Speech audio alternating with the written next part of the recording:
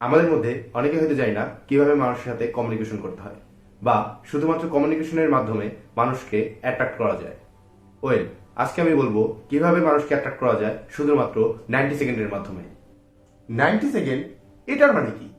আজকাল মানুষের অ্যাটেনশন অনেক কমে গিয়েছে। মানুষ কয়েক সেকেন্ডের মধ্যেই একটা মানুষকে জাজ করে ফেলে। এরকম সে হয়তো একজন ভালো মানুষ বা সে হয়তো একজন খারাপ মানুষ। আসলে শুরুর সময়টাতেই গুড ইমপ্রেশন বানিয়ে নিলে অপোজিট সাইড থেকে অ্যাটেনশনটা একটু বেশি পাওয়া যাবে। এটা আপনার জীবনের জন্য একটি গুরুত্বপূর্ণ ধাপ। এমন কিছু লোক আছে যারা প্রথমবারের মতো দেখা করতে গেলে কি বলবে বা কি বলবে না এটাই বুঝতে পারে না। পরিস্থিতিটা অনেক খারাপ হয়ে যায়। সামনের মানুষটিও আপনাকে নিয়ে একটা বোরিং ফিল করে। সো ফার্স্ট ইমপ্রেশনটা একটু ব্যাড ইমপ্রেশনে পরিণত হয়। এসব খারাপ পরিস্থিতির মুখোমুখি যেন আপনি না পড়ে যান। আপনার সাথে একটা গুড রিলেশন তৈরি হোক শুরুর সময়টাতেই। আপনি কিভাবে কথা বলবেন, কি বিষয়ে কথা বলবেন, এই বিষয়গুলো নিয়ে আমি আজকে কথা বলবো। So let's begin. শুরুতেই আমাদের তিনটি বিষয় সম্পর্কে ধারণা রাখতে হবে। Firstly meeting, secondly report and finally communication. Meeting and communication দিয়ে 90 সেকেন্ডের মধ্যে একটা ভালো সময় কাটিয়ে ভালো একটি রিপোর্ট ক্রিয়েট করতে হবে, যেটার দ্বারা আপনার সামনের মানুষটির উপর good impression and emotional connection তৈরি হবে। Number 1, meeting. একদম শুরুতে আপনি রাইট ইমপ্রেশন ক্রিয়েট করতে 3 or 4 সেকেন্ড টাইম পাবেন। এর মধ্যে আপনাকে ট্রাস্ট, সেফ অ্যান্ড সিনসিয়ার বুঝিয়ে দিতে হবে। এখন আমি 5টি টিপস সম্পর্কে বলবো, যেটার দ্বারা আপনি কয়েক সেকেন্ডের মধ্যেই রাইট ইমপ্রেশন ক্রিয়েট করতে পারবেন। Number 1, be open.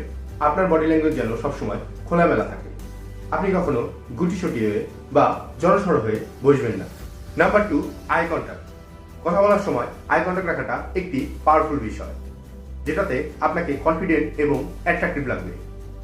Eye contact না থাকলে আপনার সামনের মানুষটির মনে আপনাকে নিয়ে নেগেটিভ ইফেক্ট পড়বে, যেমন আপনি তার সাথে কথা বলতে ইচ্ছুক নন বা আপনি নার্ভাস। Number 3, beam. আই কন্ট্যাক্টের পাশাপাশি মুখে সবসময় একটি স্বাভাবিক স্মাইল রাখবেন। এটা আপনার পজিটিভ অ্যাটিটিউড অনেক গ্রো করে দেবে। Number 4, greeting. শুরুতেই আপনার কথার শব্দগুলো যেন খুব বেশি ভালো হয় এবং সেই সাথে খুব বেশি এনার্জেটিক হয়। আপনি যদি বেটার ইন্ট্রোডিউস ক্রিয়েট করেন, আপনি অবশ্যই বেটার রেসপন্স পাবেন। আপনি যদি আপনার সম্পর্কে একটু বিস্তারিত বলেন, অবশ্যই আপনি অপোজিট সাইড থেকে একটু বিস্তারিত অ্যান্সারই পাবেন। Number 5, lead. আপনি কথা বলার সময় সামনের দিকে হালকা ঝুঁকে কথা বলবেন। এতে করে মনে হবে আপনি তাকে অনেকটাই রেসপেক্ট করেন এবং সেই সাথে আপনি তার সাথে কথা বলার জন্য অনেকটাই ইন্টারেস্টেড। কিন্তু অপোজিট সেক্সের ক্ষেত্রে এটা করা যাবে না, যেটা কিনা দেখতে একদমই বাজে লাগবে।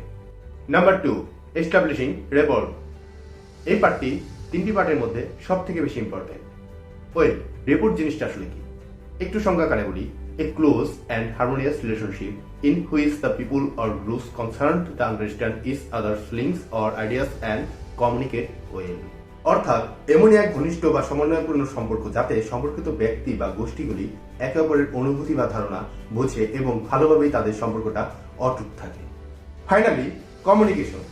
ওয়েল, এখানে আমাদেরকে 3টি বিষয় মাথায় রাখতে হবে। Number 1, visual.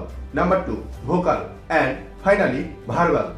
আমাদের 55% কমিউনিকেশন হয় ভিজুয়াল কমিউনিকেশনের মাধ্যমে, 38% কমিউনিকেশন ডিপেন্ড করে ভয়েস টোনের মাধ্যমে, আর মাত্র 7% ডিপেন্ড করে আপনার ভার্বাল কমিউনিকেশনের মাধ্যমে। নাম্বার 1, ভিজুয়াল কমিউনিকেশন, যেটা কিনা বডি ল্যাঙ্গুয়েজের উপর প্রকাশ পায়। আপনি সিম্পলি আপনার সামনে থাকা মানুষটিকে কপি করুন এবং সেটা নিজের মধ্যে অ্যাপ্লাই করুন। এক্সাম্পল, সে যদি কথা বলতে বলতে তার হাতের উপর হাত রাখে, কিংবা সে যদি কথা বলতে বলতে একটু ঝুঁকে কথা বলে, আপনি সিম্পলি সেগুলোকে নিজের মধ্যে অ্যাপ্লাই করুন এবং আপনিও সেভাবে করার চেষ্টা করুন। বাট একটা কথা মনে রাখবেন, সবসময় একদম পুরোপুরি কপি করবেন না। যেমন, সে যদি সামান্য কাপটাকে উঁচু করে, আপনি সেটা করতে যাবেন না, সে পরিস্থিতিটা অনেক বাজে হয়ে যাবে। Number 2, vocal. আপনি সিম্পলি আপনার সামনে থাকা মানুষটির ভোকাল টোন খেয়াল করুন। সে যদি এক্সাইটেড হয়ে থাকে, তো আপনিও এক্সাইটেড হয়ে কথা বলুন। এক্সাম্পল, আপনার ফ্রেন্ডের সাথে আপনার অনেকদিন পর দেখা, সে যদি বলে, আরে ভাই কি অবস্থা, অনেকদিন পর দেখা, তো আপনিও সেভাবে রিপ্লাই করবেন, আরে দোস্ত অসম, তোর কি অবস্থা। এভাবেই আপনি রিপ্লাই করতে পারেন। কিন্তু সে যদি ইমোশনালি বলে বা ইমোশনাল টোনে বলে যে আরে ভাই অনেকদিন পর দেখা, কি অবস্থা, তো আপনিও সেভাবে রিপ্লাই করবেন, হ্যাঁ দোস্ত অনেকদিন পর দেখা। আবার আপনাকে ভয়েসের ভলিউম এবং স্পিডের উপর খেয়াল রাখতে হবে। আপনার সামনে থাকা মানুষটি যদি অনেক লাউডলি এবং ফাস্ট কথা বলে তো আপনিও সেভাবে কথা বলুন, কিন্তু সে যদি আবার ধীরে কথা বলে তো আপনিও শান্তভাবে কথা বলুন। ফাইনালি ভার্বাল, এটা সেরকম ইম্পর্টেন্ট কোনো টপিক নয়, তাই আমি এই টপিকটি স্কিপ করে যাচ্ছি। আপনার বডি ল্যাঙ্গুয়েজ, ভয়েস টোন এবং ওয়ার্ডস এই তিনটি বিষয়কে কনফিডেন্স রাখা অনেক জরুরি। এতে করে মানুষ আপনাকে বিশ্বাস করবে এবং মানুষের সাথে আপনার ইমোশনাল কানেকশন অনেক গ্রো আপ হবে। আমি এতক্ষণ how to make people like you in 90 second by Nicholas Boothman বইটি থেকে সামারি বললাম। আপনি কমিউনিকেশন স্কিল ইমপ্রুভ করতে চাইলে এবং মানুষের কাছে অ্যাট্রাকটিভ হতে চাইলে এই বইটি আপনাকে অনেক বেশি হেল্প করবে।